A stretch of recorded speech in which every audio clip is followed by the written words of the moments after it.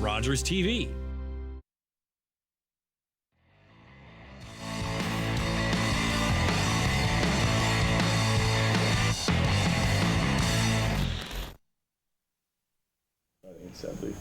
And welcome everyone here to Attack Wrap. Your host tonight, Spencer Byers, Nick Kennedy out. The minor leagues got called up, and I am happy to be here with you guys. And I can't wait to introduce you to two of the new Attack players in a part of the Barlow trade with 6 draft picks. Were former third-round pick of the Oshawa Generals and Tristan Delisle, as well as second-round pick David Bedkowski. Guys, very excited to have you here on the program. I know the fans are definitely excited to get a chance to meet you two guys. Again, you two of the newer Attack players. So you're kind of the more mysterious, more mystiqued players right now on the Attack. So I'll start with you, Tristan. You know, you are part of the Barlow deal. I guess first month in Owen Sound, what has it been like kind of getting used to now being in Owen Sound?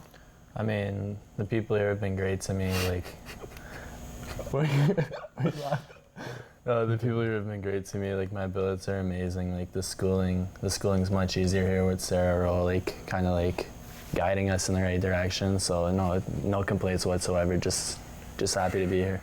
Now, obviously, David, you haven't had a chance to play yet, but how has it been for you trying to get, I guess, used to Owen Sound? Yeah, so many good things. I'm from Toronto, so I'm very much a city kid, and playing in Oshawa, that was a big city too. So come to Owen Sound, I'm not sure the numbers, but maybe the smallest market in the CHL.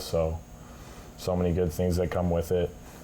I think our team just really buys into being that small market, and everything about it is just small town. Our rink is, you look at our rink, like it's Owen Sound is the way to put it.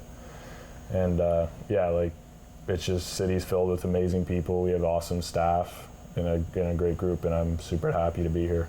Now, I think the big thing I want to mention there, as you guys talked about, is obviously Oshawa, I think roughly is 300,000 people. It might be up as high as 500,000. Obviously, you're, the GO train away from being downtown Toronto, which is, I think, about roughly 3 million people. I lived in North York. I was about 30 minutes away by the DVP, yuck. But the DVP, which was, again, I'm very close to the city. It's very different. It's always buzzing. There's always something going on. There's always people around, doesn't matter what time of day it is. Here in Owen Sound, very different. Everything's closed by 8 o'clock. It's, I think, roughly 20,000. We pull from a very big community. I'm from Wyerton. I make the drive. I know people from Meaford make the drive. I know people from Port Elgin make the drive. It's, very much a drive-in community for the team. So I guess what has it been like kind of getting used to that smaller kind of community, as you mentioned, David? How has it kind of been acclimating to, as you mentioned, city folk, now being a part of the country folk? It's been super easy. I mean, I think there's one of everything in the town, no more than that. Maybe 2 shoppers, I think, is the exception. Yeah, one for each side. Yeah, but I mean, everything's within 15 minutes of each other, so that's been a super easy adjustment. I mean, it's my first time living in a small town, and I've just loved it so far. Well, I think the other funny thing you mentioned there is in the city, there's things every 15 minutes, but that's because you get stuck on traffic. So every 15 minutes, you got to hit an on-ramp every 3 kilometers. Mm-hmm. Here, it's every 15 minutes because once you get out of Owen Sound, there isn't a whole lot. It's a lot of farmland. So, Tristan, for you, what was it like kind of getting used to going from Oshawa to Owen Sound? I mean, I'm kind of used to it already since coming from Cornwall, Ontario. It kind of reminds me of Owen Sound at a certain extent here. So I'm used to small towns, only having one of everything. So no, it hasn't been a tough transition at all. But living in Oshawa for a year, you kind of get acclimated to different things. But it's just habits, and you kind of get used to things. Well, you mentioned that. Ironically, the Attack were going to move to Cornwall before of course, the top 5 came in and bought the team, and we were able to keep it here in Owen Sound, which, again, I think all of the Attack fans were breathing a sigh of relief when that happened in the early 2000s. But again, back for you guys, the team, very young team, including you two, again, 06, 07 born. So how is it getting used to the guys now with, again, a very young group, trying to kind of get used to each other and trying to get, I guess, Tristan, especially for you, because you've been on the team, you played 9 games, you got 4 points. What has it been like kind of getting used to the new group of players? I mean, honestly, it's been pretty easy. All the guys are really hard working. They're really good guys. So, we all give our 100% every game, but as a young team, it comes with struggles. As we're not winning much games right now, but things will change eventually, and guys will start getting on the same page. Well, I think, David, you haven't had a chance to play yet, but I see the cast is off, which is, again, obviously an improvement. Obviously you've been in practice, getting used to the team on the ice. I guess, what have you seen as kind of more bird's eye view, getting a chance to see them from maybe the press box or from the standing room around the rink. What have you seen, and what are you kind of itching to get back into action for? Yeah, I've just seen like a lot of resiliency. I think they dubbed it like the no quit Bears, and that's true, because I don't think there's been a game this year where we haven't been in it and we haven't had a chance to crawl back and win. And there's been games where, in teams I played with in the past, like they would have just caved in, and like watching from up top, they just kept crawling back. And it is a young group, so we lack a little bit of experience, and I think I can kind of bring my experience to the team, getting back into the lineup just from playing a big role with Austria last year and making it to the finals. Just trying to do whatever I can to help us win games, and yeah, I just can't wait. But you guys talk about experience. I think the attack have really leaned on guys like Connor Smith, who came back from Anaheim camp. Landon Hookie, wearing an A, leads the team in points right now with 14, 7 goals, 7 assists. I guess, David, I'll start with you. What exactly have you, especially as a defenseman, Connor Smith kind of being in the room, what have you kind of gained from him after his return from NHL camp? Yeah, I think we arrived on the same day, and I was pretty upset to see him go down and hear the news that he'd be out for a little while, because, like you mentioned, like I can learn so much from him and the style of game he plays. I mean, he's going to be playing pro next year without a doubt. Not sure where, but he could have played pro this year too, but he made the choice to come back here, and can't say enough good things about him. He's a community guy, and just a great leader in our room. And hopefully we get to play some games together at some point, but until then, I'll just be learning from him in the room and just kind of picking his brain on a few things, and yeah, just soak up whatever I can. Obviously, he was named the captain for a big reason there, and I think you kind of illustrated why. Tristan, for you, I'll kind of move over to the forwards like Hookie and some of the other guys like Bruce McDonald in a way they picked up from Erie. You know, what have you kind of been gaining from some of those more veteran guys so far this year? Like, I think I've pretty much been gaining, like, you know, kind of like learning their habits at a certain extent. Like Bruce McDonald, extremely skilled player, great speed, great hands, you know. You kind of see how he skates around, what plays he makes. And Landon Hookie, another very, he's a bigger player, but, you know, good in front of the net. I need to learn how to be, you know, tip more pucks, be harder to play against, you know. And he motivates the team pretty good. He fights, he hits, he does everything, you know, that's asked of him. So, no, there's a lot to learn from those two older players. Well, with that, I think we now have to move over to something I think is a little more fun for you two guys. Superstitions. Everyone's got them. Everyone's got that thing. I heard about Philip Forsberg has to wake up at 7:07, get dressed at 7:07, which again I think is just baffling. But I understand you have a certain thing you got to do at a certain time or a certain way of doing things, putting on your equipment, stuff like that. So I'll start with you, Tristan. Is there anything superstition-wise that you do, I'll say religiously, or you do consistently, either getting dressed or pregame before you get to the rink or something like that? The only thing I really do is eat a chocolate bar before every game, or a Tim Hortons donut, one or the other. So, you know, there's something more to it. Like, I kind of just, you know, don't really have any, so. Well, with that Tim Hortons donut, I know my store would be happy to give them to you, as I do work at Tim Hortons for my regular job. David, how about you? Is there anything you kind of, they try to do consistently? Yeah, I can attest to what Tristan said. He does have a big sweet tooth, one of the worst I've seen. But I don't have anything in specific. I mean, I do have a routine, and I like to stick to that. But it's going to be constantly changing. You're just like always trying to find things I can do better to better prepare myself. But one thing that never changes is I always just say a prayer before every game. I'm a Catholic, and that's like my number one. That's just the most important thing to me. And just to say a prayer before every game, it's a non-negotiable for me. And yeah. Well, and then I have to ask, is there any teammate you kind of see in the locker room do something a little bit more, I'll say spontaneous, but something you kind of see and you're like, I'm not really sure about that one, Tristan. I see you kind of shaking your head there, so there's got to be somebody in mind already. No, there's honestly just not really anybody in mind. Like, I just can't really think of one.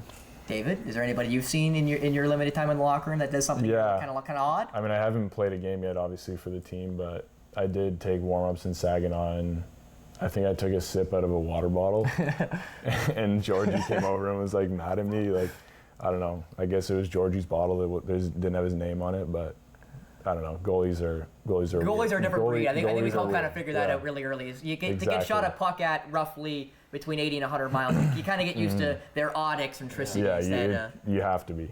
Yeah, especially when he's that good, and he's been again Right. one of the top goalies this year with one of the top goalies last year. Big reason why he was drafted in the second round by LA, and again he's been a big part of this team for you guys. I guess what is it like, Tristan, playing I guess in front of a guy like that, where you kind of deal with his very calm, cool, and collected style? Well, like on the defensive side of things, Georgie's going to shut the door, so it gives the boys like a big boost of confidence knowing that you have that layer of protection. So it allows us to kind of, focus more offensively. Not saying not playing the D zone, but you have a great goaltender behind you at all times. So it's honestly just a big relief, and he's one of the best in the league for a reason. I know, David, you haven't had a chance to play in front of Georgie, but obviously you've seen him in practice and you've kind of gotten used to him. What have you seen in practice that you're like, man, there's a big reason why this guy is so good? Yeah, I mean, before I say anything, like having Kaprowski too, like he's solid too. I know he's younger than Georgie, but having him like just kind of gives us like peace of mind knowing that if Georgie does go down, it's not like the house is on fire, right? Like we have Kaprowski and he's going to do a similar job, but watching Carter, he's so calm and cool and collected in the net, and he doesn't make any unnecessary movements to make saves. Like he really like conserves his energy, and yeah, I mean, he's going to save you from time to time from a highlight reel. So yeah.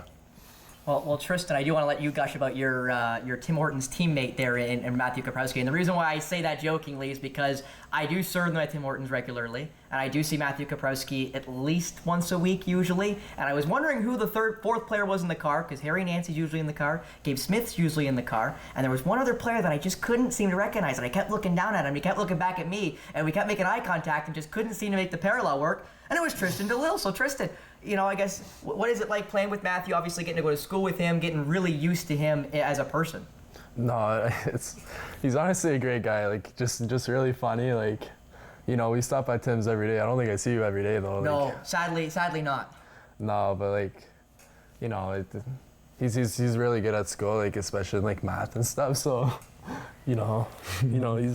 He's a mathematician. Yeah, he's a mathematician for sure. Yeah. But no, he's a great guy to be around. Like honestly, he does the job in net as well. Like great teammate, great person, never disrespectful, always thinking of others. So no, honestly, amazing guy. Yeah, and I think Attack fans have been a big proponent of him, trying to see him more, obviously, because Carter George is so good, and he does play so much. He played so much last year. Matthew Kaprowski is a guy that everyone kind of wants to see more of because you want to see what he looks like. And I think you guys are kind of echoing everything the Attack fans have been saying, which is we'd love to see him more and love to see him get, I'll say, a real chance at the net to give Carter George some rest, because that's something he didn't get a whole lot last year, was a lot of rest. And something I think we all can agree on, as we saw in the preseason, that Matthew Kaprowski could definitely be a very good backup, and eventually, when Carter goes to the NHL or AHL, will be eventually the starter for the Owen Sound Attack, and will be a very good one when that time eventually does come. But with that all being said, I think we now can go to the thing we all alluded to, the Tim Hortons order. Everyone's got one. You always have the, you can say the Starbucks order. We're not that preppy here. Tim Hortons order. Tristan, I'll start with you. What is the Tim Hortons order when you are in the drive-thru?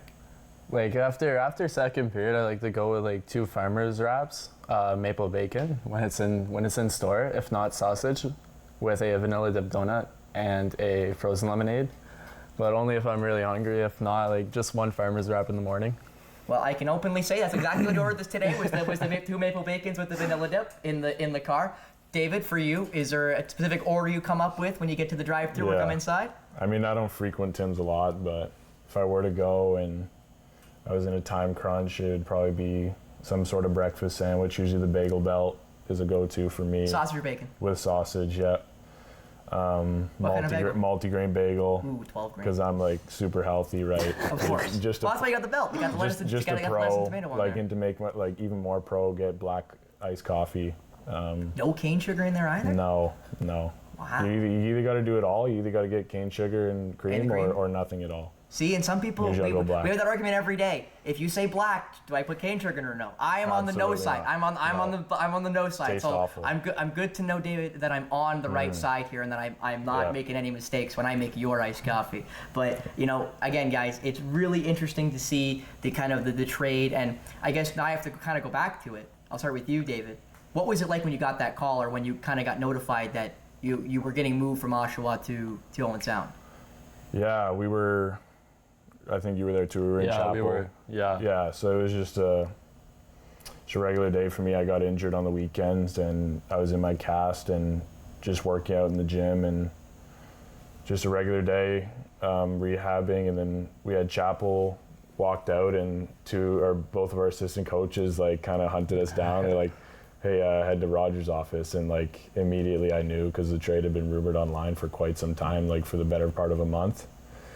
So my head had been in Owen Sound for quite some time, and once I sat down in our GM's office, immediately I just felt relief knowing that it was over and it was happening, and I was heading to Owen Sound. So I was just super excited. And then once I left, and I saw our chaplain, who I'd built like a really close relationship with, and once I saw him, and I said, "Oh, like I'm not going to see you for some time," and that's like kind of when it hit me, like just like the reality of it, and seeing all my teammates saying goodbye, all the staff members, just my billets, people who I'd built relationships. Like Oshawa was my home for over 2 years, and it was tough to say goodbye, but now that it's in the rearview mirror, I couldn't be happier to be in Owen Sound. So. I think that's interesting you guys mentioned that, as you mentioned that, David, is because as an Owen Sound Attack fan and in the media, we heard about this trade forever. Like, it felt like it was almost an open secret that he was going to get moved. Oshawa was the team always rumored, and when it was going to happen, and it finally did. And Tristan, for you, I guess you mentioned you guys were together. Kind of how'd that trade go down for you? So I saw the assistant coach talking in the hallway, and I looked over to the backup goalie, and I told him, like, I'm gone tonight. Like, I'm gonna get traded. And little do you know, I go into the coach's office, and he tells me, "You're going to Owen Sound." And like David said, like, I couldn't be happier of the trade. Like, there's so much opportunity I have here, and it's just a new start. It's a new beginning for me. So no, it's saying goodbye to like my billet parents that I've grown a close relationship to, my teammates that I probably will see maybe once or twice a year. It was tough, but I think it was for the better. Yeah, and with that, guys, another big thing I can mention here tonight is we have a bunch of home games coming up. You've already played 2. You have 3 more home games. Obviously, David, you still haven't had a chance to come into the lineup yet, but it's almost a perfect timing to kind of get acclimated to Owen Sound. And you guys mentioned the smaller rink, the boards, obviously the Bayshore bounce is something we talk about in the broadcast. I assume you guys talk about it in the room, how, the boards are pretty unforgiving on certain passes with the way they just shoot out. Yeah. Looking at this homestand, what has been the goal in the room coming into this bigger stretch of home games, David? We want to win every game, and that's something I'm going to preach all year. Is just because we have a young group, we can't be in the mindset of, oh, we'll be good next year. We're just a young team, we're inexperienced, because we can't just flip a switch whenever that time comes. And we got to expect to win every night. We can't be thinking, oh, like we're up against so and so and they're stacked, they're going all in, because every game's winnable in this league, just like you can lose every game, and you can't take anyone for granted. And yeah. Well, Tristan, obviously you've had a chance to play, and now you've only played 9 games this year for Owen Sound, and now you're kind of coming into a big homestand, getting used to obviously the Bayshore bounce, everything like that. I guess, what has it been like for you trying to get, I guess, I'll say more your feet under you, but I guess what's it like having an extended time at home here in Owen Sound? It's great, like getting used to like you said, the Bayshore bounce. It's honestly insane. Like, you throw a puck in the corner, it goes right in front of the net. So like, you never know what to expect, but like once you get used to the bounce, you get to use it to your advantage. But it's, in my opinion, it looks like a smaller rink. Like, I think that's like the biggest difference for me. But like, the fans here are amazing. Like, they're so loud. So like, it's honestly awesome playing here. And not just that they're loud, you see them everywhere. Yeah. You never get a moment of peace. Unlike in Oshawa, we talked about it a little bit before we came on, that Oshawa's, quite big. You can kind of be anonymous there. You can kind of get on the GO train, the TTC, you by the way, but the TTC and get around. Here in Owen Sound, a lot different ball game. You'll see somebody like me at Tim Hortons who knows exactly who you are. You can go to Europa and see Achilles and know exactly who he is. There's a lot of different places you can go, and somebody will most likely know who you are or recognize you, or they'll see attack stuff and they'll instantly strike up a conversation about the team. I guess for you, Tristan, what has it been like kind of getting around Owen Sound, going into the one of every store and getting basically questioned and talked about by the attack? it's been a change. Like, for example, at school, like, everybody knows who you are. Everybody wants to talk to you. Everybody kind of wants to have autographs, you know? Like, it's honestly different. Like, you don't get that type of attention anywhere else. You could kind of say it's a small town, right? So it's honestly fantastic. Yeah, and for you, David, exactly what has it been like for you kind of getting, you know, I guess just kind of what has it been like for you? Yeah, I mean, it's just made the transition so easy. Just wherever I go, like, especially at the rink, just people like saying hi, you know, welcome to Owen Sound, and just feeling like wanted here, and like being brought in with open arms by the fan base and all the staff and billets, just the whole community. It just makes it super easy. Now, again, David, you had a chance to practice with the team now, and something that's kind of different with Owen Sound than I think a lot of other OHL clubs is the fans get to come to practice. They get to see you guys basically all the time, and I guess you'll probably get used to some fans being at practice, then being at games, and then, you know, being basically everywhere. So what has it been like for you now, kind of getting to see a couple, I don't know how many fans honestly go, but I know quite a few that do go. So what has it been like for you kind of seeing those fans there at practice, and then seeing them at the games, and then seeing them back at practice the next day? Yeah, that was a treat. I mean, when I first got here, I was with them in the stands, like, not practicing yet. And that just speaks to, like, how passionate our fans are, that they be here every day watching practice. And I think it just, like, adds a little something to practice, knowing someone's watching and just feeling their support, really. What about you, Tristan? Obviously, again, just a different vibe, you know, in Sound than, I guess, basically any other OHL team. Oh, for sure. Like, I did the Boston Pizza fundraiser for Hockey Fights Cancer, and you see the same people that are in the rink at the Boston Pizza. They just show their support on a daily basis, pretty much, and really just love the team. Yeah, and I want to take a look at the OHL standings because, you know, you guys talk about how you haven't had a lot of luck recently. I believe it's 7 losses in the last 7 games, a couple of those going to overtime, though. But you've played London, who are really good. I know David says not an excuse, but you've played London. You've played Saginaw twice. You played Windsor twice. You see Windsor 12-2-1. Kitchener, they come up, I believe, tomorrow. Very good hockey team. I believe they got their first win at the Bayshore. Now all of a sudden they're 12-2-1-1 and first in the West. Like, you think about the attack division, other than Guelph, who actually I believe beat Owen Sound at the Bayshore, you've got Kitchener, you've got London, you've got Saginaw, who somehow 8-6-1 with Michael Misa being second in the league in scoring, and I believe he's got 18 goals right now on the year, which again is just disgusting. So, like, it obviously isn't an easy division. We can talk about how that doesn't really matter, David, as you mentioned, but still, like, it's got to be at least something positive when you take London overtime and you play well against Windsor down in Windsor. I guess, what has it been like kind of knowing with the teams you're playing, obviously wanting to win, but knowing that you're still pushing these really good hockey teams really far? Yeah, like I talked about before, like, that's what I'd love to see in our group, and you really saw it on Sunday, just that team toughness and morale and the pack mentality. Like, if anyone was coming to our net front, it's every man's in, trying to protect our goalie and stick up for each other, and that was something that we had to address to improve on. And the fact that we're in these games with these teams, it's just little things we have to do to find ways to win. Just maybe blocking one more shot, finishing one more hit, taking one more shot, putting the puck on net, or chipping it in to set up your next shift.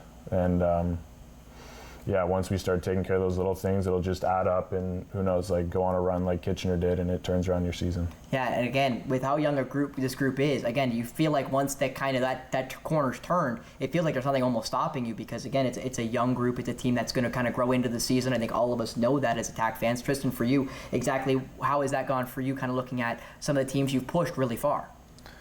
Like, you know, like our coaches say, you can't get too high, you can't get too low. So, you know, like, after a tough loss against London, you can't get too low on yourselves. Like, we played a really good game. Like, correct me if I'm wrong, I think we were equal in shots. Like, we both had both teams had good opportunities, and, you know, just a couple more bounces, and, you know, it was a win for us. So, you know, you just kind of got to look at the positives rather than the negatives.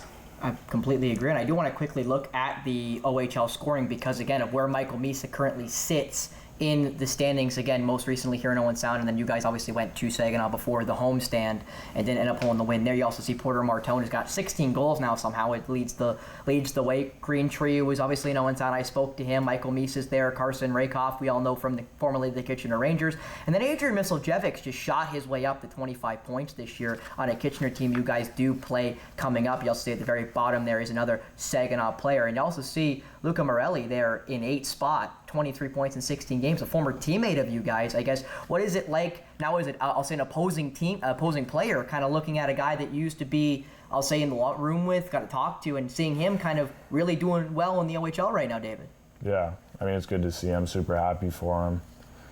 He's always been an offensively skilled player. He's super smart. I think that's his best attribute, is just like his hockey sense, and it's not a surprise to me. We'll see if we can keep it up, but when he plays us, we will not be giving him anything. Oh, for sure. Yeah, but you look at all those players that are up there on that list, and it's a result of team success. I know Oshawa struggled after the trade, but now they're doing better, and they're winning games, and that's the same for us. We don't have anybody in that list right now because we aren't winning games, and with team success comes individual success, and that's got to be something that is at the forefront of our team. Well, Tristan, what is it like for you, kind of seeing a former teammate being in the top 10 in scoring right now? Like David said, like it's pretty expected. Like, he's extremely gifted offensively. Like, he runs the power play on a good Oshawa power play with Callum Ritchie, for example, and Kobe Barlow on the other side. So, the points will come when you play with good players, Yeah, and I also will mention, you guys just played Niagara as well. And Niagara, another great team in the East. And the East is a division that, again, when you look at it, when you look across the board, it's very close again like last year. Last year, you guys were a part of it when you guys pulled away near the end, but it was within 6 points from basically 6 up. Now it's 8 up. Everyone's really close. And it kind of makes it, even when you only play them twice a year, it doesn't make it easy. It makes it rather difficult to kind of look at a matchup and you're like, hey, we I'll say feel on equal footing, which I hate to say, but kind of more just, you look at all those teams, you're like, they're so even. You look at the individual players, they're so even, and it kind of doesn't make it, I guess, makes it feel like you got to take every team so seriously, David. And you got to be able to, obviously, again, be able to pull out something and find a way to get that extra bounce or that extra block to be able to pull out a win against some of those Eastern Conference teams that, at the end of the day, the standings really doesn't matter if you beat an East team because you only play them twice, versus when you play Kitchener 8 times, you play London 8 times, you play Guelph 6-8 times, and you play those teams so much, you get so used to them, and then all of a sudden, all the fighting happens, all the rough stuff happens, and I guess, what has it been like for you guys now, taking a couple of those East teams deep, like Niagara and like Barrie, for example, as well? Yeah, I mean, it's certainly an adjustment with how the schedule situates itself, only playing opposing conference teams twice in the year, and get to familiarize ourselves a lot more with teams like London, Kitchener, Erie, not yet, but yeah, I mean, it's a great conference, and like I said, I mean, it's really, like you mentioned, it's really tight right now as well as the East, and every game is winnable, really. I know it's such a cliche, but like when we go into Peterborough in 2 weeks' time, like they haven't won a game yet, but if we don't show up to play, it could be their first win. But again, it almost feels like written in the stars, right? Yeah, you always exactly. look at a match like that, and it's a quote-unquote trap game where it's just all of a sudden they might be able to come out and pull out the result and get that first win of the year, what they really want. But we will be going to break. We'll be right back with David Bedkowski and Tristan Delisle here on Attack Wrap.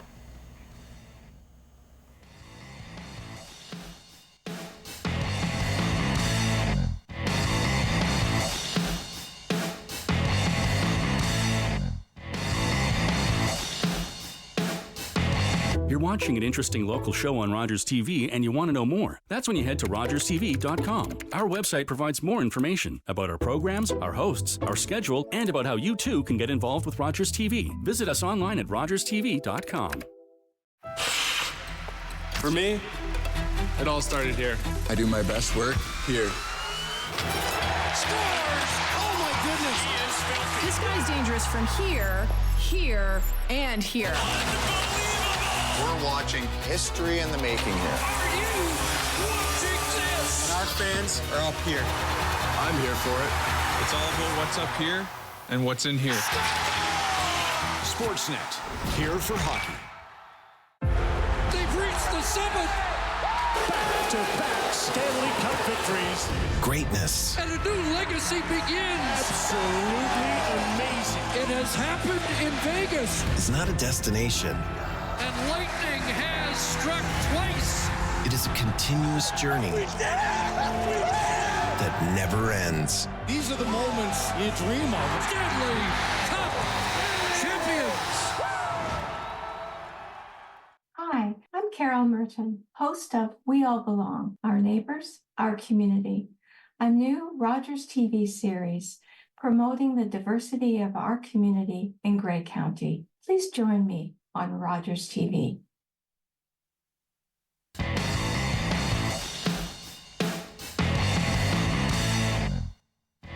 And welcome back here to Attack Rap. Spencer Byers alongside me, Tristan, Delisle, and David Bedkowski. But I do want to go to that first trivia question as you saw as we went out. These two guys obviously are not attract draft picks. They were drafted by Oshawa. I did mention that they were what rounds they were taken in earlier, but I didn't mention what year. So if you know the year and round that these two men were drafted in, call in. You'll get tickets to November 6th against Sarnia. Again, that's just tomorrow night. So you have a chance to get some tickets to a great matchup for Owen Sound against a team that, again, as we mentioned, they can have a really good chance of beating in the Western Conference. So do call into the great Mark Perry, and you get a chance to see their number, 519-270-1382. So call into that, and hopefully we'll have a winner, and we'll get to announce it here on the show and give away some tickets to a great game tomorrow night, guys, against Saginaw. But before we continue, I do want to shoot it over to the game against Saginaw.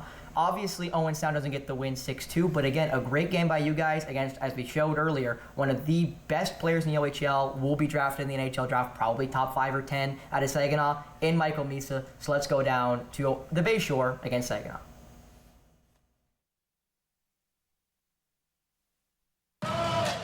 For Joni, sent that one wide. Back down the ice it goes for Bishop. Bishop to Forgione, missed him. Gates now will keep it alive for the attack. Gates walking in, centered it there. Cormier at the doorstep takes a whack at it, but Oak grabs the rebound and holds. Now it's Misa. Misa has it, had some trouble, but he carries it over the attack line, drops it for Sema, scores! Nick Sema finds just the inside of the post and buries it past Carter George. The Saginaw Spirit are up 1-0. Who made their way to Saugeen Central School this week for a little school visit, doing some of the community involvement, which is great to see. Shot, scores! Kayla Mangoni walks out and finds the inside of the crossbar to make it 2-0 for the Spirit. Willis steps in to take the draw against Tersini. Number 16, Jake Crawford. 2 minutes for holding. Back to Epperson. Attack crowd letting the refs know what they think is Perek scores.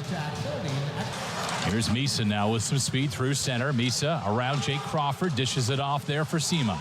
Back to Perek. One touch pass for Epperson now in the slot. Backhand scores. What a tic-tac-toe setup.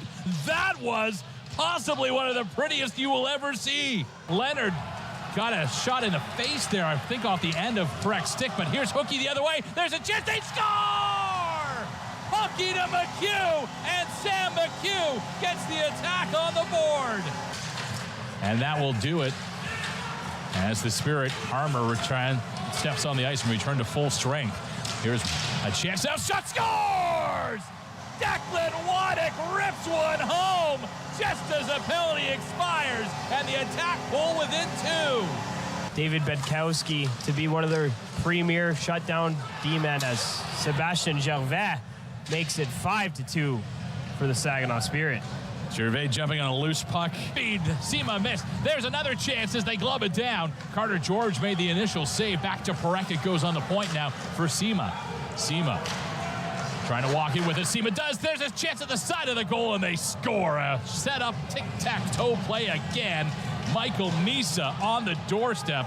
A late shot there from the point, deflected out front of Andrew Oak, and that is going to wrap things up in Owen Sound. Andrew Oak makes 38 saves.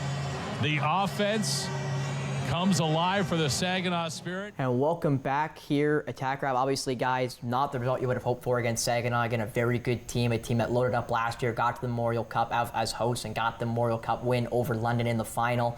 Still a really good team, as we showed there. Misa being a top point getter, so is Epperton, you saw there on the power play, was also a big factor. So Tristan, kind of looking back at the week past and some of the games you guys obviously weren't able to just pull out, that Saginaw game in particular, you know, what do you feel like you guys could improve on most going into the next couple of home games? Like, honestly, I think we just got to bury on our chances, like, where we're getting the chances that we need to win games, but, like, we're just not finding the back of the net. But I think we also need to be tougher, like our coaches have been saying, like, when there's somebody in front of the net, you push them out of the way. Like, we got to be a tough team to play against. Like, everybody that's going to come in here is going to think that it's they don't want to be here, they don't want to play. So, you know, just toughness and burying on our chances. Well, David, obviously you didn't get a chance to play in it, but you had the bird's eye view for it. You were not dressed, so you had a chance to kind of watch it from I'll say the grandstand. So what was it like from your perspective, kind of watching that Saginaw game unfold? Yeah, I just think we got to start inside out and start in our D zone. I think we've been giving up a little too many grade A chances, and as good as our goaltending is, like, you give up that many grade A's and that many shots, like, they're bound to score. It's just statistics, and I think if we take care of our D zone first, kind of keep the shots to the outside, it'll allow us to spend more time in the O zone. And if we're giving up 6 goals against Saginaw, we're likely not going to be in contention. But against London, we give up 1 power play goal in 60 minutes, and we're in the game, we're in overtime. And so, yeah, if we just take care of the D zone first, the offense will come. And I think we're going to go to that game next, David, against the London Knights. 2-1 loss in overtime. Alexei Medvedev in that game was really, really good for London. Big reason why they won it. And he was also named Rookie of the Week this week. So let's now go to the Bayshore again. The first 2 of 5 as the London Knights take on the Owen Sound Attack. But it's in the corner. Arden knocks his man down. Both teams dig for it here. 44 seconds on the power play as Dickinson comes away with it. That blocked. Into the opposite corner it goes. Leonard's on it first, and he'll clear the zone for an option. Fresh legs, and Arnott back on the point. Now Delisle maintains the perimeter, sends it back into the corner. Sam McHugh out to Arnott. There's a shot from the point that was blocked in the slot. A native. Knights get it back to Barkey on the point, right across to Cowan now. Cowan looking into the slot for Bonk. Barkey over to Dickinson. Dickinson blocked there by Leonard. Barkey again, misfired there. Bonk shot, that goes wide. Wadick trying to put it through. That was blocked by Woolley. Cowan now to Woolley. Woolley uses the boards, gets it past Leonard, and it's a break the other way. Short-handed for Julian. Julian in, backhander save is made by George. Off the boards, Landon Sim is on it. Bumps there with Delisle, but the Knights will carry it back. Cowan sends it ahead. Barkey got it away from Rogers. Now Brestevich over the line. Brestevich centering it there. There's a chance. It's sent past George by Sim. Back to work they go with Carter and George. Landon Hookie to take the draw. Defensive zone faceoff won by the Knights. Right onto George. Loose puck scores. Jacob Julian finds it on the doorstep. And that took all of just a few seconds for the London Knights to score first. 6 seconds into the power play, Jacob Julian finds the loose puck that just squeaked through the blocker side, or the glove side of Carter George, and he taps in his 3rd goal of the season. It's a seeing eye shot from the point by Sam Dickinson that gets through Alec Leonard and gets through Carter George, and the man right place at the right time, the Winnipeg Jets prospect Jacob Julian. We'll chat with Elliot Arnett of the Owen Sound Attack. Looking forward to that, Steve. Thanks very much. We'll also have another episode of Game Notes as well. We'll join you down at ice level for that. Landon Hookie a chance now. Save made by Medvedev as Hookie got the bounce, but he couldn't get it by Medvedev. Goes cross ice for Jake Crawford. Crawford over the line. He's got Tristan. Tristan now can't maintain control. Leonard brings one off the post. On the perimeter, tried to find Barkey. Nice play by Tersini to get the stick in the way. And set the puck back down to the London end. This is Barkey now over the Owen Sound line. Barkey centered it. There's a chance. Save off of Cowan. That's Bolton on the other side. No nickel. Bonk misfires on the one-time attempt. He was wide open, and now Petrovsky looks like he caught Bonk up high. Nothing coming. There's a chance. Nickel side of the goal. George, a big save. Still no movement from George. Minute 20 to go. Over to Petrovsky. Back to Rogers. Rogers to Petrovsky on the point. Tack still working the perimeter. There's a shot. Scores! Braden Rogers! And we're tied at 1 in Owen Sound. What a time to get your first goal of the year. Braden Rogers on a one-timer. Goes high blocker on Alexei Medvedev. Breaking the shutout bid and the London Knights. And it's 1-1 here at the Bayshore on this Sunday afternoon. Landon Hookie, the 6'5" frame in front of the goaltender. He saw absolutely nothing.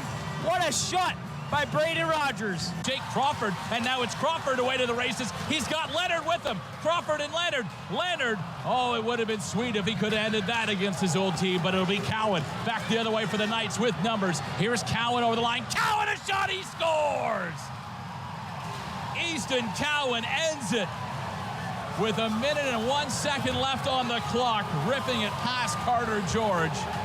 And the London Knights. And again, guys, I think we talked about that game a little bit earlier, but so much closer. You get that late tying goal by Rogers to send it to overtime, and then just could not get it done against London. Again, a very good team. David, I know you've talked about how that doesn't exactly matter, but you know, when you're able to push London as hard as you guys did, allowing them to only score 1 goal, which was on the power play, as you also mentioned, you know, it's got to be as your most recent loss, as definitely some signs of growth and some signs that, you know, the sails and the wind is changing. It's just got to find its right moment to finally turn the boat. Yeah, certainly we're right there. And when you're playing a team against London, you have to be on top of everything.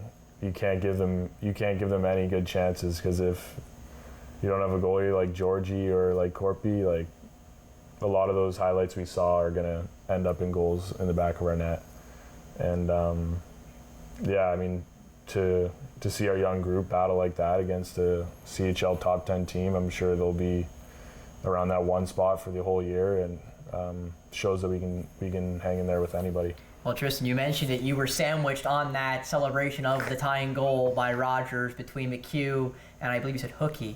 So what exactly was it like for you being on the ice, kind of being a part of that, you know, really good game? You mentioned you had a really good game that night. So I guess for you, what was the positive signs out of that game?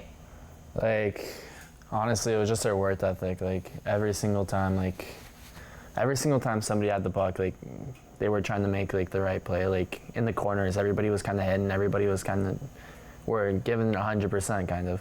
So, you know, to get rewarded at the end of the game with 1:10 left, like, it's honestly, it's a great thing, like getting the point. Even though we didn't get the 2 points, getting the point is honestly like really big in early stage of the year. So, you know, it like I mentioned before, it's a positive, but like, you know, things couldn't easily get better than that. Yeah, for sure. And I do want to mention something else. Mark Perry asked you guys before we came on here about their nicknames, about some of the new guys we haven't had a chance to kind of either interview or get on this show to kind of know what their nicknames are. So I got to ask you guys, early in your attack careers, who has the funniest nickname, or who have you gifted the funniest nickname to? And again, guys, let's try to keep it PG. David, I'll start with you. Is there any nickname that kind of sticks out to you as kind of a funny one? Yeah, that definitely cuts them in half, since there's cameras and we're mic'd up. But I don't know, I guess like Rafiki's a good one. Rafik Ferozian. Is that? Rafik, I know there's a CH yeah. in there, but I don't know how you say it. Is it just Rafik? Yeah, I believe it's just Rafik. Yeah, so that's how we've been told to say it. Yeah, I don't know. I like Rafiki. I kind of just gave him that one. I hope it sticks. I like it. Well, what are you, Tristan? Is there anybody in particular you kind of hear their nickname and it kind of gives you a little bit of chuckle? The only one I'd really say is Rafiki. Like, all the other guys have pretty like common nicknames, so you know, like Rafiki's honestly just funny to hear sometimes. So. Well, especially because I assume he, with the language barrier, obviously being a Belarusian, it's exactly not, or I guess Russian. It's not exactly fun when you say his name and he kind of turns around and then you can kind of have that back and forth with him. But not looking forward. You see Sarnia there on Wednesday. I believe Sudbury comes in on the weekend as well. So, you got some teams, as the homestand continues that you obviously want to get the wins against, want to finally been able to get a win back on the board. What has been the message you would say from the coaching staff that has been trying to push you guys forward, Tristan, to getting that win, that big needed wins? You see there, Sarnia, then Kitchener on the Saturday, and then Sudbury on the Sunday. I will be here for the weekend games. I sadly will be missing down when Sarnia makes their way here to the Bayshore. Like, all they've been really telling us is just keep working at it and think good things will come. Like, we had video sessions, like, correcting our major mistakes, and, like, we've all learned, like, what we're doing wrong. We could see it better, or you could kind of learn better once you see it for yourself. So I think the coaching staff have done, like, a good job at kind of showing us, like what needs to be done to get the extra point, like, for example, against London. So, just keep working at it. Like, good things will come. Like, it's not always going to be losing in overtime. So just keep a positive mindset. And now for you, David, again, without being on the ice, you kind of have that perspective of like, hey guys, I think we could probably do this better. You look at that on the film. Like, what exactly has been for your role in that particular scenario of trying to get better as this homestand continues? Yeah, I'm not going to pretend like I know everything. Of course. I've just been doing everything I can day by day. Like, as soon as I got injured, just working whatever I can with the restrictions given to me by Doc, and just trying to get better every day, doing whatever I can, like I said, and just hoping like that work ethic can rub off on some of the other guys and it can be contagious, and then when I do insert myself back in the lineup, I'll be ready. Well, I will mention that while you guys are watching the highlights, like I'm open willingly, you guys are talking about, things you guys could do better for you, Tristan, or just, what things you guys saw during the replays. And again, that's just what the OHL releases as the package. I assume you guys have a lot better footage and a lot better, situational stuff that you guys can go over. So I think, again, just shows the work ethic you guys have been instilled with, obviously in Oshawa and now in Owen Sound, that, at every moment you guys can get better, and anytime you see yourself playing, you can kind of change or look at, hey, I could have done this better, or I should have done this or that, Tristan. I guess that, again, it's just a learning experience at all times. There's no such thing as quote-unquote losing. It's always learning, and obviously it's been a big thing for you guys this year.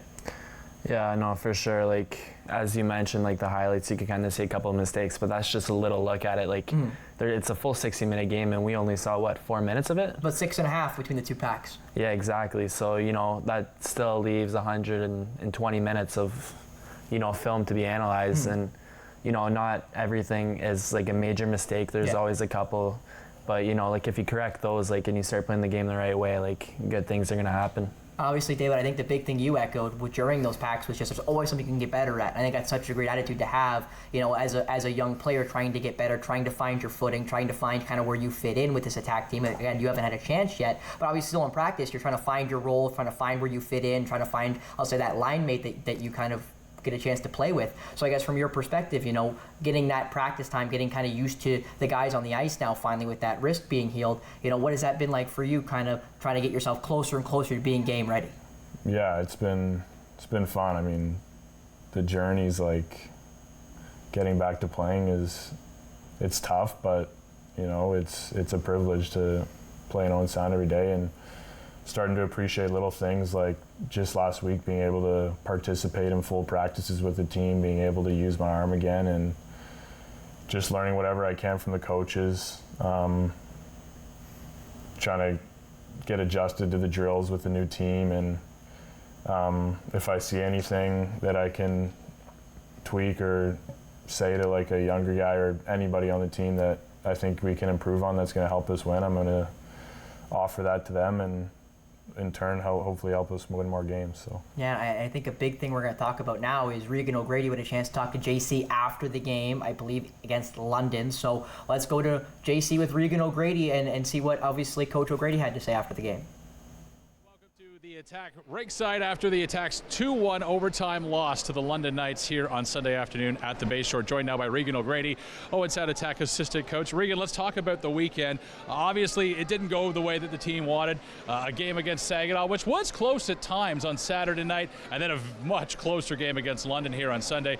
A good measuring stick against two pretty good teams. Yeah, obviously in a back-to-back situation, I thought our guys battled and competed for 120 minutes. You talk about, a couple laps lapses here and there in yesterday's hockey game, and then a well-rested London team coming in here, watched the game yesterday. We were it was imperative for us to start on time today. I thought we played a full 60 minutes, and it was just continuing to stay positive with it. I think that times it gets tough when we're not scoring goals, but our power play comes up big and it gives us a chance to win. Looking at last night's game against the Saginaw Spirit, the one thing that was said was, this might be a little bit of a different result if Connor Smith was here and we had that big reach in front of the net. Just talk about, missing the captain and what kind of a hole that's created for the Owen Sound attack. Yeah, absolutely. When you have a guy like Connor Smith, just the way that he conducts himself and carries himself, I think it's crucial to have, in our lineup every single day. And, even a guy like David Bedkowski, right? Like, hasn't played a game yet for us, but, he's close to return here. But, we talk about the depth that, when Connor's in the lineup, he brings to our group, and, we're just that much better. So, it's, again, we can't feel sorry for ourselves. It's the next man up mentality. And, we're hit by an injury bug right now, but, our guys are battling and competing, and that's all that we ask. I got to ask you about the guy brought in to kind of fill the gap for Connor, and that is Alec Leonard, who today against London had an incredible game. I mean, obviously got a little bit of that, you want to show up your old team a little bit mentality there, but that must have been amazing to see the performances he's had since he came over. Yeah, I think just, you talk about the day that he came in, the 3 games that he's played, and then coming back home to be on the home ice for the first time. You talk about his body of work, it's been phenomenal, and I think it's just been another veteran that's been around. Obviously, they're a good team over there, and he's learned from some of the best guys and played alongside some of the best, and that's what we kind of wanted in here when Connor went down was, some veteran presence, and I think for him today was just, he's got a chip on his shoulder. They cut him, and he was the odd guy out, and when we brought him in, I got to know him pretty quick, and I just said to him, like, you're going to make the most of it with what you do with it, and I think that, today he was phenomenal. He was outstanding yesterday, and, we're just happy to have him. With the young team, when you hit a bit of a streak, and in this case it's a losing streak, it's now 8 games after the overtime loss on Sunday afternoon, how do you keep the dressing room positive? How do you keep the guys up even though they're working hard, they're just not getting the results they want? Yeah, you talk about, feeling sorry for ourselves. That's not what we're about. I think it's just, every day we've got a saying in our dressing room, we're getting 1% better. And, they've had a much earned day off here tomorrow. We regroup and get ready for Sarnia. Sarnia comes in here on a Wednesday night, a long travel. And I think it's a matter of just starting on time, being prepared, play a full 60 minutes and play the Owen Sound away. And I think that, it's easy to point the finger in a losing streak like this, but, we're going to get one back eventually. And it's just continued hard work, get back to the basics, and we came up just short here today, but look for a better effort on Wednesday. All right, Wednesday night against Sarnia, as mentioned by Regan O'Grady. That is the next time the Attack are here at home, and the next time that the kids have a chance to get back into the W column. Regan, thanks so much. Appreciate you joining us. Thanks for your time. And welcome back here to Attack Wrap. Now, guys, I think with Regan O'Grady being on, I think we have to talk about the young coaching staff. Obviously, Scott Ray in his first year, Regan O'Grady in his first year. What has it been like for you, David, kind of getting used to now, obviously, a whole new coaching staff, but also a rookie whole new coaching staff? What has it kind of been like for you? Yeah, I've had nothing but good experience with each of them so far, and starting with Riggs, I've never had, one of our new coaches in Oshawa this year, I thought, oh my God, I've never been with somebody who's built such a good relationship with their players and is so close while still maintaining that fine line of having utmost respect for your coach. And then I came here and met Riggs, and that was amplified by 10 times 10. So yeah, he's just such a positive, a bright light in our room, and but when it comes to practice and games, he flips a switch, and like you saw there, I mean, just so professional. When I first met him, I honestly thought he was 40 years old, wife and kids, settled down, because he just carries himself so well. But he's 25, and that's why he has such a good connection with us, and kind of that wave of just young coaches moving its way into hockey. And yeah, I think he's got a really bright future. Well, I think another thing with young coaches that I personally love is a guy who I say I would love to coach one day basketball, but just love to kind of be around a program like that is when younger coaches come in, they're normally more open. They're normally more like, okay, I made a mistake. The older the coaches get, obviously they're more kind of hardened on what they want to do. They're more set in their ways, which can be positive, but also can be negative just because of, if it's not working, they're not as nice to change and nice to mold to maybe how things are going. But for you, Tristan, obviously getting new to a whole new coaching staff, but the whole new coaching staff getting used to their new roles here in their first season with the Owen Sound Attack. Yeah, no, for sure. Like, first year in Oshawa, I had a coach named Derek Laxall. He was old school, so, coming here, it's a transition. And the coaching staff have been great here, especially Regan O'Grady. He's played in the OHL for 4 years. He's got the experience of being in this league. 5 years, that's correct, yeah. Important detail. Really important. But yeah, he has the experience of being in this league. He knows what he's been through. And Scott Ray, having a kid in the OHL, he knows what it's like having a son or playing. Sure. So, it's players, coaches. They're honest. They have honestly been great to not only me but to everyone around. Now, I think I have to ask you, and I kind of hate asking this question, but I feel like it's almost a open secret. So obviously, I have the Mohawk, as everyone can see, as you guys can see. Coach Scott Ray asked me about it, and I gave him my answer of how I ended up with the haircut. What do you guys think of it? Is it because Matthew Kaprowski apparently knows I got it, so it sounds like the guys in the room know I have it and know I'm on TV talking about you guys. So I guess what is it like for you two?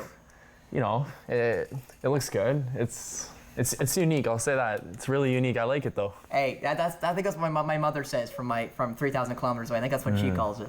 What about for you, David? I'll say jokingly. It makes you easily identifiable, but I don't know. It hasn't really crossed my mind in the month you've been during here? the segment so far. So. Well, I guess that's an improvement. It hasn't taken away because exactly. I know it's been a divisive topic on the internet, and I personally don't really care. But I just kind of had fun when Scott Ray kind of walked by me once, and then the second time he stopped me and he kind of asked me about it. And I just thought it was kind of interesting. And then when Matthew mentioned it, Matthew Kaprowski, I was like, well, okay. Apparently the guys also know I have it. It's not like I'm just that guy on TV. They do know from the hairstyle and kind of how I do things, which is, I think, rather interesting. I guess just before we go here on Attack Rap, guys, again, upcoming games, you guys have, obviously some away games after that. I believe a 3-game road trip after the 5-game homestand, 3 games left in that homestand. I guess from you guys' perspective, David, obviously want to win every game, but, is there anything you want to kind of hone in on in these upcoming games to kind of say, we're going to get better at these couple of things? Yeah, just playing together as a team and as one group. Just really fighting for each other out there. I mean, I'm kind of just biting my lips, standing up in the crowd. But yeah, it's a privilege to play with 20 brothers every night, and just understanding that this moment isn't going to last forever. Playing in the Ontario Hockey League with these guys, and just really fighting for each other out there, and being one family. Yeah, for sure. Just you got to do it for the guy beside you because, there's overagers that it's their last year in the OHL, right? So you can't just think about yourself. You got to think about others. And to kind of go back to the question, what we kind of need to do to win the games is pretty much, I think we're just playing amazing right now. I think we just need to bury our chances, so. Well, hopefully we'll get a chance to do that against Sarnia, and if obviously the Sarnia game doesn't end up falling the way we hope for, obviously you have Kitchener and Sudbury coming to the Bayshore in a back-to-back on Saturday and Sunday, and again, I will be back for those games, so I can't wait for when Sudbury makes their way to the Bayshore for the only time this year, as well as I think we should now go back to the trivia questions here tonight on Attack Rap for tickets to, I believe, Wednesday's game against Sarnia. Again, which round and which year were you guys drafted by the Oshawa Generals? Now, I know the answer. I know you guys know the answer, but call in to the Rogers office, talk to the great Mark Perry. You will get tickets to tomorrow night's game against Sarnia. Again, 519-270-1382. But I think that'll be it here for us, guys. Again, very pleasant to meet you guys. I hope the fans got a chance to really meet you guys and get to know the newcomers to the OHL, newcomers to the Attack specifically. And, guys, I hope it hasn't been too torturous here being on these bright lights for about an hour. Not at all. No, not at all. Well, for Tristan Delisle, as well as David Bedkowski, I'm Spencer Byers. Thank you so much for tuning in. And, of course, all our volunteers and the great Mark Perry behind the camera, thank you so much for tuning in to Attack Rap. Nick Kennedy will be back next week, next Tuesday, here on Attack Rap on Rogers TV.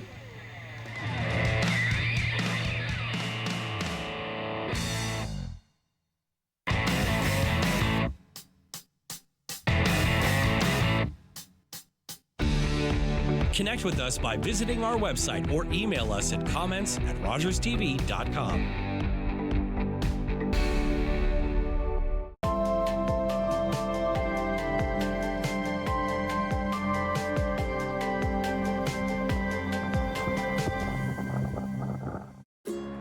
It's closing time, and you stayed out longer than you planned. So now you can't drive, and the buses have stopped running. You could always call your girlfriend. Or maybe your roommate? What about your best friend? You could just dial 1-888 Taxi Guy or use the Taxi Guy app. The call and the app are free, and they both connect you to a local cab company to bring you home safely. Visit arrivealive.org to find out more. Arrive Alive, drive sober. Piece by piece. Watch Piece by Piece at home. From revolutionary artist Pharrell Williams, experience a movie unlike anything you've ever seen. Music was mesmerizing to me, and that became my superpower. With the biggest star-studded lineup in the Lego universe. That's incredible. That's Pharrell on the hood. I'm a